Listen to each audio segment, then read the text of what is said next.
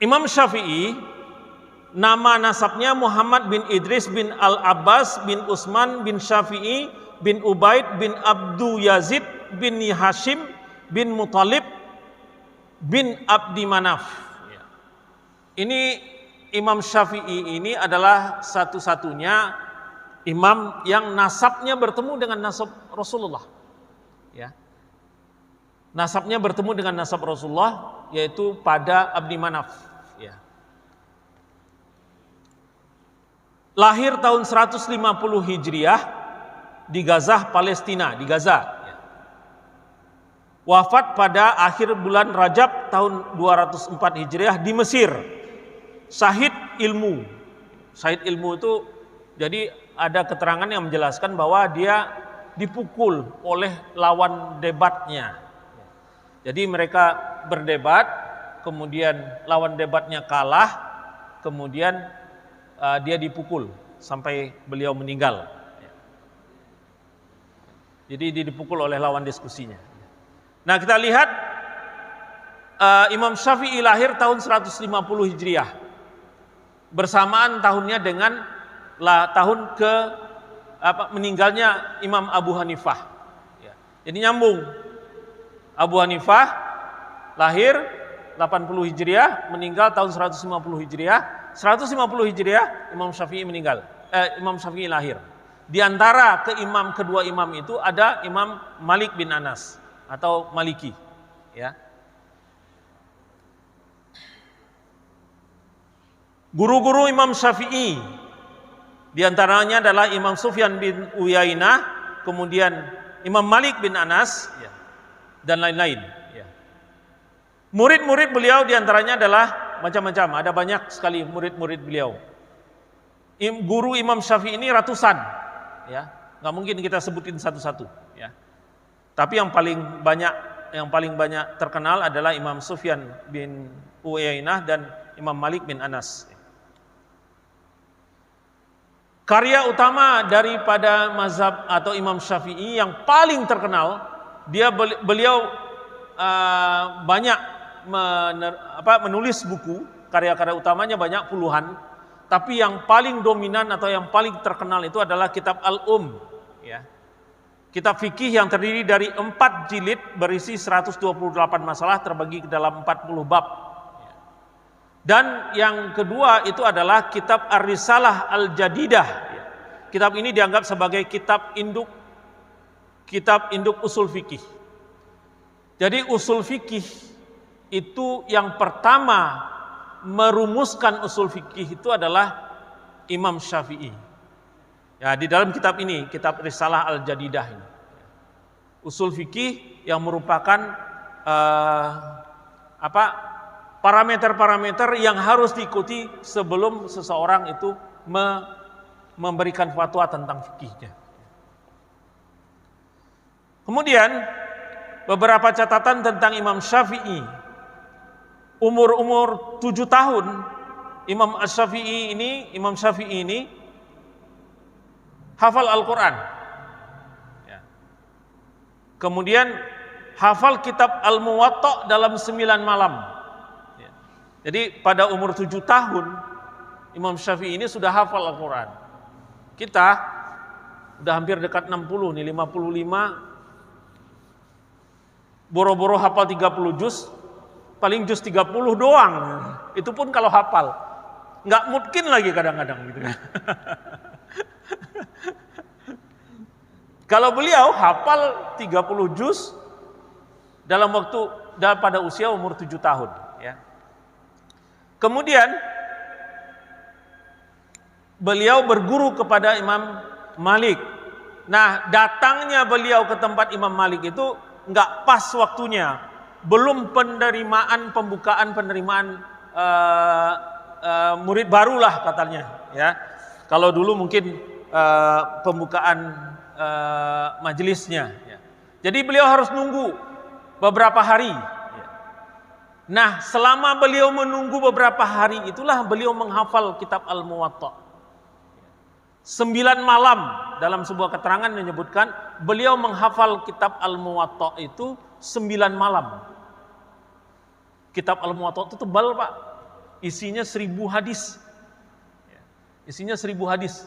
Hadis-hadis yang ada dalam situ 1000 buah. Pada saat beliau akan datang menghadap Imam Malik, ditanya oleh Imam Malik, mana kitabmu? Mana kitab Al-Muwatta'nya? Kalau dulu, kitab zaman dulu kan bukan kitab seperti zaman sekarang yang kertasnya tipis-tipis.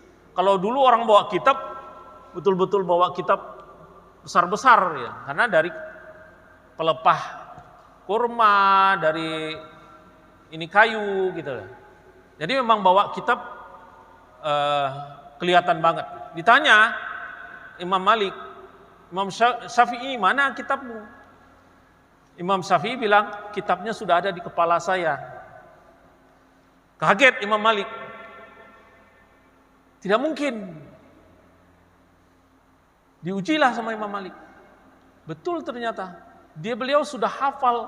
Jadi sebelum masuk majelisnya Imam Malik, kitab Imam Malik sudah hafal luar kepala. Jadi ya luar biasa. Kemudian pada usia 15 tahun, ini Imam Malik sudah memperbolehkan Imam Syafi'i untuk berfatwa. Jadi beliau hafal Al-Quran 7 tahun, kemudian belajar dengan Imam Malik, umur 15 tahun, beliau sudah diberikan wewenang untuk berfatwa. Menjawab pertanyaan-pertanyaan yang disampaikan oleh orang-orang terhadap kepada Imam Malik. Diberi gelar Nasirul Hadis atau pembela hadis karena kegigihannya mengikuti sunnah Rasulullah. Jadi enggak benar kalau ada orang yang mengatakan bahwa para imam mazhab itu enggak mengikut sunnah. Ya. Para imam mazhab itu mengeluarkan pendapatnya hanya dengan tanpa dalil. Itu kebohongan yang luar biasa besarnya. Kebohongan yang luar biasa besarnya. Karena mereka ini adalah orang yang dikatakan menguasai sangat hadis-hadis Rasulullah. Menghafal ratusan ribu hadis Rasulullah. Kemudian masa kanak-kanak adalah seorang yang sangat ahli dalam memanah. Imam Ahmad bin Hambal pernah mengatakan bahwa aku tidak pernah meninggalkan doa kepada Allah di sepertiga terakhir malam untuk 6 orang. Salah satunya adalah Syafi'i, Imam Asy-Syafi'i. Kenapa? Karena Imam Ahmad bin Hambal ini adalah murid daripada Imam Syafi'i. Kalau dikatakan 6 orang, ya sudah pasti ya. Orang tuanya, 2 anaknya, saudaranya. Yang luar biasa itu adalah dia masuk nama Imam Syafi'i salah satunya, gurunya. Jadi di mata Imam Ahmad bin Hambal, Imam Syafi'i ini adalah orang guru yang sangat beliau hormati. Sehingga beliau mengatakan tidak pernah terlepas dalam sholat doa-doa di malam harinya 6 orang ini yang dia doakan.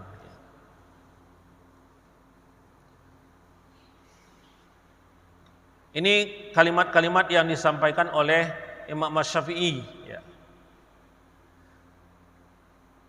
Semua hadis dari Nabi SAW, maka itu adalah sebagai omonganku, walaupun kalian tidak mendengarnya dariku. Jadi kalau Imam Syafi'i mengatakan, kalau kamu ketemu dengan hadis yang lebih kuat, yang benar, dan kemudian ternyata didapati pendapatku salah, maka ambil hadis tersebut.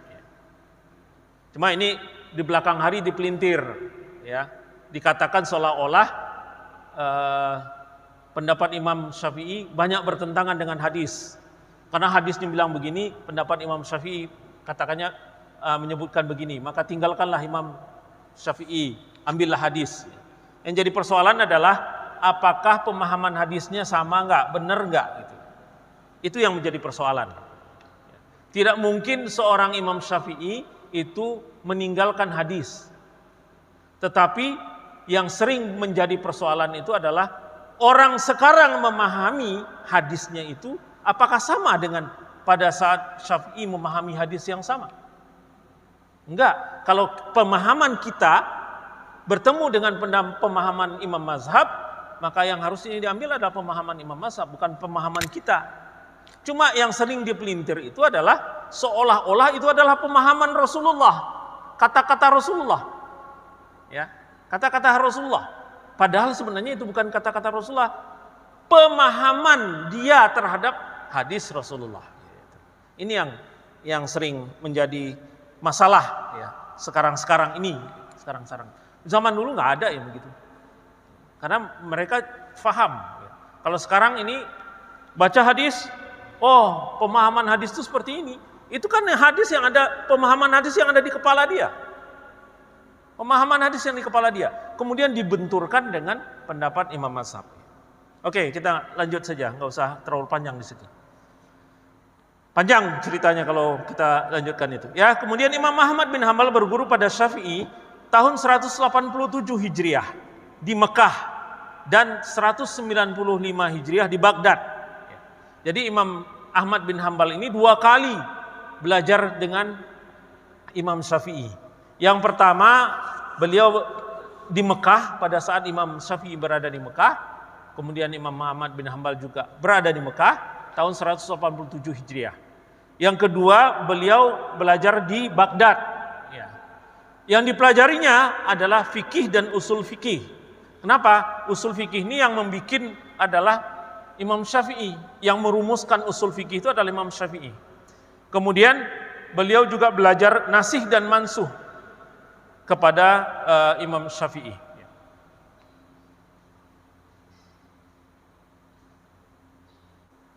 Kemudian mazhab Syafi'i, ya, mazhab resmi di Malaysia, Brunei, Darussalam, ya. Indonesia walaupun mayoritas mazhab Syafi'i, tapi tidak menyatakan bahwa mazhab resmi Indonesia. Ya. Walaupun penganutnya banyak di mazhab Syafi'i, tapi tidak menyatakan secara resmi negara Indonesia itu adalah negara penganut mazhab Syafi'i. Tapi kalau Brunei, Malaysia memang negara itu menstate bahwa mazhab yang mereka anut adalah mazhab Syafi'i.